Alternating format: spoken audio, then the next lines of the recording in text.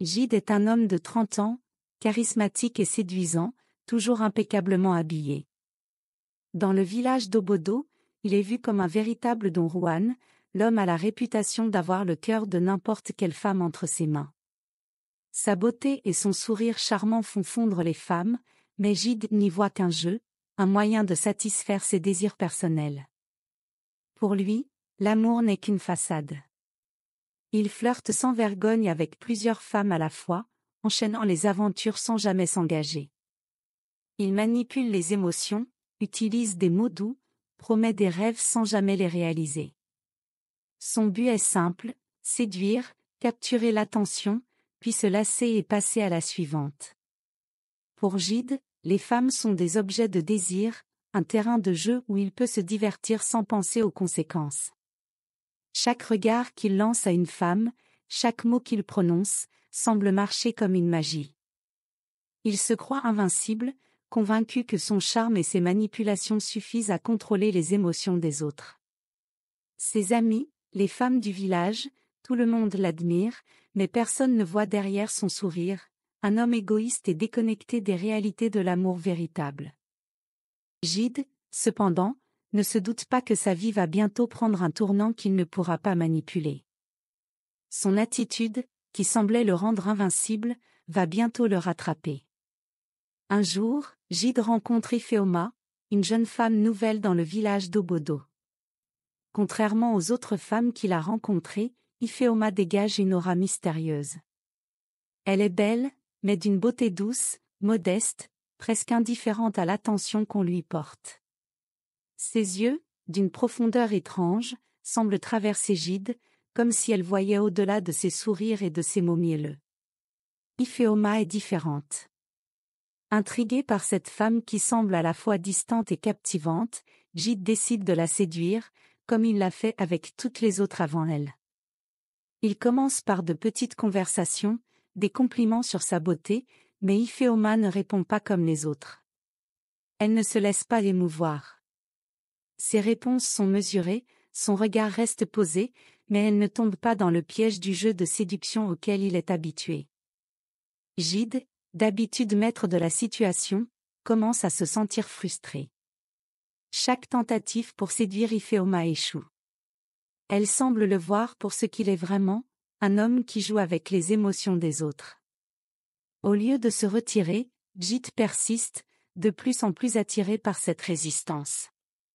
Il décide de redoubler d'efforts, de manipuler plus finement, pensant que, finalement, son charme finira par l'emporter.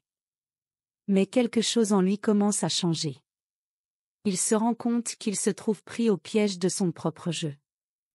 Ifeoma, d'un tempérament calme et sage, commence à dévoiler une autre facette de la vie à Gide. Elle parle de l'amour véritable, de la loyauté et du respect, mais surtout, de l'importance d'être authentique avec soi-même et avec les autres. Elle ne semble jamais impressionnée par les grandes déclarations ou les belles promesses qu'il lui fait. Elle parle avec un calme profond, comme si elle savait exactement qui elle était et ce qu'elle voulait. Cela bouleverse Gide, qui a toujours cru que l'amour était une question de manipulation et de contrôle. Alors que les jours passent, Gide commence à se remettre en question. Il se rend compte que sa relation avec Ifeoma n'est pas comme toutes les autres.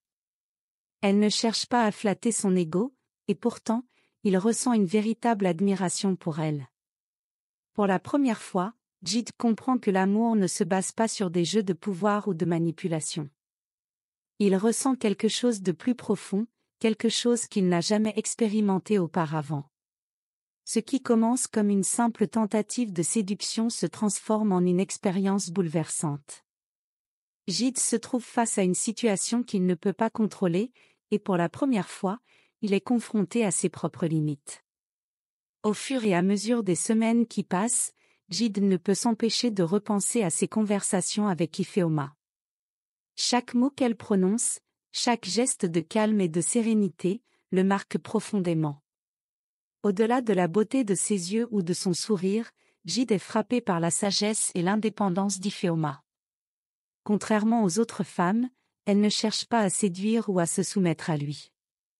Elle semble vivre en harmonie avec elle-même, libre des attentes et des jeux de pouvoir qu'il utilisait si souvent pour manipuler les autres. Gide se réveille chaque matin avec une sensation étrange dans la poitrine. Pour la première fois, il commence à voir à quel point il a vécu dans le mensonge. Toute sa vie, il a cru que l'amour était un moyen d'obtenir ce qu'il voulait, un terrain de jeu pour satisfaire son ego. Mais avec Ifeoma, rien ne se passe comme il l'a prévu. Il se sent vulnérable, exposé, presque honteux de ses anciennes actions. Ses relations passées, basées sur des mensonges et des manipulations, lui apparaissent désormais comme des fardeaux, des liens artificiels qu'il a tissés pour éviter d'affronter la vérité sur lui-même. Un soir, après une longue conversation avec Ifeoma, Gide prend conscience de la manière dont il a négligé les émotions des autres pour servir ses propres désirs. Il repense à ses anciennes conquêtes, à combien il a joué avec leur cœur, sans jamais se soucier de ce qu'elles ressentaient. Ce moment de lucidité est brutal. Gide comprend qu'il ne peut plus continuer ainsi. Pour la première fois, il ressent un besoin profond de changer, non pas pour plaire à Ifeoma, mais pour se libérer de ses chaînes intérieures. Il commence à changer son comportement. Il laisse tomber ses jeux de séduction et commence à pratiquer l'honnêteté dans ses relations. Gide se tourne vers l'introspection, cherchant à comprendre pourquoi il a agi de cette façon dans le passé. Il s'engage dans des actions concrètes, il écoute davantage les autres, est plus respectueux de leurs émotions, et apprend à aimer sans chercher à posséder. L'homme qui était autrefois l'expert du jeu de l'amour devient un homme plus humble, plus authentique. La transformation de Gide ne se fait pas du jour au lendemain, mais chaque pas qu'il fait vers la sincérité et l'authenticité le rapproche un peu plus de la personne qu'il était destiné à devenir. Et tout cela, il le doit à la rencontre d'une femme différente, qui ne s'est jamais laissée duper par ses manipulations. Un jour, alors qu'il se promène dans les rues de la ville, Gide se rend compte que réparer ses erreurs ne sera pas aussi simple qu'il l'avait imaginé. Il a causé des blessures, brisé des cœurs, laissé des femmes derrière lui. Et ses actions ont eu un impact bien plus profond qu'il ne l'avait jamais compris. Il se remémore chaque visage qu'il a laissé dans la souffrance, chaque parole qu'il a dite sans réfléchir, et il ressent un poids dans son cœur. Mais pour la première fois, il ne cherche pas à fuir ce sentiment. Au contraire, il décide de l'affronter, de faire face à ses fautes. Gide commence à prendre des mesures concrètes pour réparer ce qu'il a cassé. Il commence par contacter les femmes avec lesquelles il a eu des relations superficielles. Certaines lui répondent froidement, d'autres refusent tout contact. Mais il persévère. Il leur explique sincèrement ses erreurs, leur demande pardon, et surtout, il leur offre l'espace nécessaire pour exprimer leur douleur et leur colère. Ce n'est pas facile. Les blessures ne se referment pas en un jour, et il ressent la force de leur ressentiment. Mais chaque conversation est un pas vers la guérison. En parallèle, Gide commence à se consacrer à réparer son propre cœur. Il se rend compte que son comportement passé était une fuite, une manière de masquer ses propres insécurités et peurs. En ouvrant les yeux sur ses erreurs, il se confronte à la personne qu'il a été et il ressent une profonde honte. Mais il refuse de se laisser écraser par cela. Au lieu de cela, il entreprend un voyage intérieur de guérison. Il médite, il écrit dans son journal, il se remet en question. Il comprend que la vraie rédemption commence par l'acceptation de soi, même avec ses imperfections. Pour Gide, réparer ses erreurs ne consiste pas simplement à demander pardon, mais à changer en profondeur. Il commence à être plus attentif aux besoins des autres, à être plus présent dans ses relations, à agir avec intégrité. Il s'engage à ne plus jamais traiter l'amour comme un jeu. Dans ses actes quotidiens, il met l'accent sur la transparence et la bienveillance. Peu à peu, il se construit une nouvelle identité, celle d'un homme capable d'aimer sans manipuler, d'être sincère sans arrière-pensée. Gide sait que la rédemption n'est pas un chemin sans fin. Mais il est prêt à faire tout ce qu'il faut pour réparer ce qui a été brisé.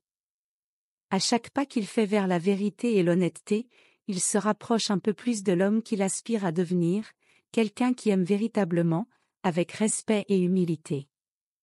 La transformation de Gide n'a pas été rapide, ni facile.